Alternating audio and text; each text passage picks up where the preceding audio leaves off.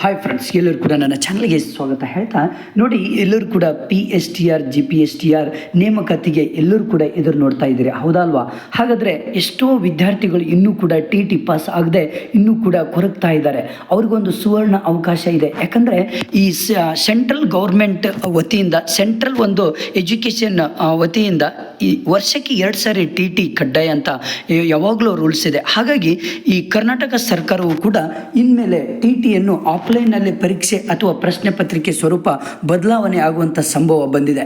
ಏನಪ್ಪ ಅಂದರೆ, ಈ ಶಿಕ್ಷಕರ ಅರ್ಹತಾ ಪರೀಕ್ಷೆ TT ಈ ಬಾರಿ ಮತ್ತೆ ಆಫ್ಲೈನ್ನಲ್ಲೇ ನಡೆಯಲಿದ್ದು, ಪರೀಕ್ಷಾ ಪ್ರಶ್ನೆ ಪತ್ರಿಕೆಗಳ ಸ್ವರೂಪದಲ್ಲಿ ಬದಲಾವಣೆ ಇರುವ ಸಾಧ್ಯತೆಯನ್ನು ತರುವಂಥ ಸಂಭವ ಇದೆ. ಯಾಕಂದರೆ ಈಗ ಎಲ್ಲರೂ ಕೂಡ ನಿಮ್ಮ ಒಂದು ನೇಮಕಾತಿಗೆ ಎದುರು ನೋಡ್ತಾ ಇದ್ದೀರಿ. ಬಟ್ ಫೇಲ್ ಆದಂಥ ವಿದ್ಯಾರ್ಥಿಗಳು, TTಯಲ್ಲಿ ಫೇಲ್ ಆದಂಥ ವಿದ್ಯಾರ್ಥಿಗಳಿಗೆ ಇನ್ನೊಂದು ಸುವರ್ಣ ಅವಕಾಶ ಏಪ್ರಿಲ್ ಮತ್ತು ಮೇದಲ್ಲಿ ಇನ್ನೊಂದು TT ಕರೆಯುವಂತಹ ಒಂದು ಅಪ್ಲಿಕೇಶನ್ ಕರೆಯುವಂತಹ ಒಂದು ಕಡ್ಡಾಯ ಇದೆ. ಯಾಕಂದರೆ ವರ್ಷಕ್ಕೆ 2 ಸಾರಿ TTಯನ್ನು ಮಾಡುವಂತಹ ಒಂದು ನಿಯಮ ಇದೆ. ಹಾಗಾಗಿ ಇಲ್ಲಿ ಏನಪ್ಪ ಅಂದರೆ, ಆನ್ಲೈನ್ ಮೂಲಕ ನಡೆಸಲಿಕ್ಕೆ ಸರ್ಕಾರ ಸೂಚಿಸಿತ್ತು ನಿಜವಾಗ್ಲೂ.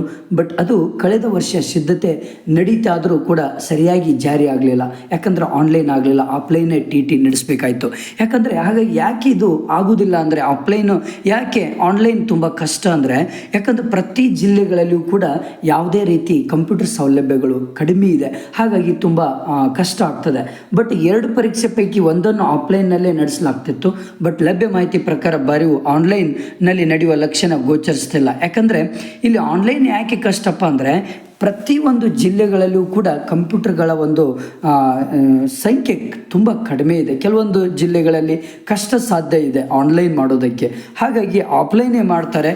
ಬಟ್ ಹೊಸ ರೂಲ್ಸ್ ಏನಾಗಿದೆ ಅಂದರೆ, ಇಲ್ಲಿ ತುಂಬ ಇಂಪಾರ್ಟೆಂಟ್ ಏನಪ್ಪ ಅಂದರೆ, ಸೈಬರ್ ಸೆಕ್ಯೂರಿಟಿ ಸಂಬಂಧಿತ ವಿಷಯಗಳಿಗೆ ಎದುರಾಗಿದೆ. ಪ್ರಶ್ನೆ ಪತ್ರಿಕೆ ಸೋರಿಕೆ ಇತ್ಯಾದಿ ಸಮಸ್ಯೆ ಈ ಆನ್ಲೈನ್ ಮಾಡೋದರಿಂದ ತುಂಬ ಜಾಸ್ತಿ ಗೊಂದಲ ಆಗ್ತದೆ. ಹಾಗಾಗಿ ಆಫ್ಲೈನೇ ಮಾಡ್ತಾರೆ. ಬಟ್ ಯಾಕೆ ಇನ್ನೂವರೆಗೂ PSTR ಮತ್ತು GPSTR ಈ ನೇಮಕಾತಿ ಮಾಡ್ತಾ ಇಲ್ಲ ಅಂದರೆ, ಕಡ್ಡಾಯವಾಗಿ ಏಪ್ರಿಲ್ ಮತ್ತು ಮೇದಲ್ಲಿ ಇನ್ನೊಂದು ಏನು ಮಾಡ್ತಾರಪ್ಪ ಅಂದರೆ, ಈ ಕರ್ನಾಟಕ ಸರ್ಕಾರ ಮಾರ್ಚ್ ಮತ್ತು ಏಪ್ರಿಲ್ನಲ್ಲಿ SLC ಮತ್ತು PU ಪರೀಕ್ಷೆಗಳು ಮುಗಿದ ಕೂಡಲೇ ಮತ್ತೊಂದು TT ಪರೀಕ್ಷೆ ನಡೆಸಲಿಕ್ಕೆ ಇಲಾಖೆ ನಿರ್ಧಾರ ಮಾಡಿದೆ. ಯಾಕಂದರೆ ಅದು ರೂಲ್ಸ್ ಇದೆ. ಯಾಕಂದರೆ ವರ್ಷಕ್ಕೆ 2 TT ಪರೀಕ್ಷೆ ಮಾಡಬೇಕು ಎಂಬ ಒಂದು ನಿಯಮ ಇರುವುದರಿಂದ ಕಳೆದ ವರ್ಷ ಮಾತ್ರ ಆನ್ಲೈನ್ ಪರೀಕ್ಷೆ ನಡೆಸುವುದಾಗಿ ಕೊನೆವರೆಗೂ ಕಾದು ಡಿಸೆಂಬರ್ನಲ್ಲಿ ಪರೀಕ್ಷೆ ಆಗಿತ್ತು. ಈ ಬಾರಿ ಏಪ್ರಿಲ್ನಲ್ಲಿ ಹಾಗೂ ಡಿಸೆಂಬರ್ನಲ್ಲಿ ಪರೀಕ್ಷೆಗೆ ಇಲಾಖೆ ಸಿದ್ಧತೆ ನಡೆಸ್ತಾ ಇದೆ. ಹಾಗಾಗಿ ಕಡ್ಡಾಯವಾಗಿ ಇನ್ನೊಂದು ಸಾರಿ TT ಕರೀತಾರೆ. ಆಮೇಲೆ PSTR ಮತ್ತು GPSTR ನೇಮಕಾತಿಗಳು ನಡೀತದೆ. ಯಾಕಂದರೆ C ಮತ್ತು R ಒಂದು ಹೊಸ ನಿಯಮ ಬಂದಿದೆ. ಹಾಗಾಗಿ ಅದೇ ರೂಲ್ಸ್ ಪ್ರಕಾರನೇ ಈ ಒಂದು ನೇಮಕಾತಿ ಮಾಡ್ತಾರೆ. ಈಗಲೇ ನೀವು ಕೂಡ TT ಪಾಸ್ ಆಗಿಲ್ಲದಿದ್ದರೆ, ನಿಮಗೆ ಒಳ್ಳೆ ಮಾರ್ಕ್ಸ್ ತೊಗೊಳ್ಬೇಕು ಅಂದರೆ, ಇನ್ನೂ ಹೆಚ್ಚು ಅಂಕಗಳನ್ನು ತೆಗೆದುಕೊಳ್ಬೇಕು ಅಂದರೆ ಈಗಲೇ ಅದಕ್ಕೆ ನೀವು ಸ್ಟಡಿ ಮಾಡ್ತಾ ಹೋಗಿ. Okay, thank you friends. ನಿಮ್ಮ ಫ್ರೆಂಡ್ಸಿಗೆ ಶೇರ್ ಮಾಡಿ, ಹಾಗೆ ನನ್ನ ಚಾನಲನ್ನು ಸಬ್ಸ್ಕ್ರೈಬ್ ಮಾಡಿ.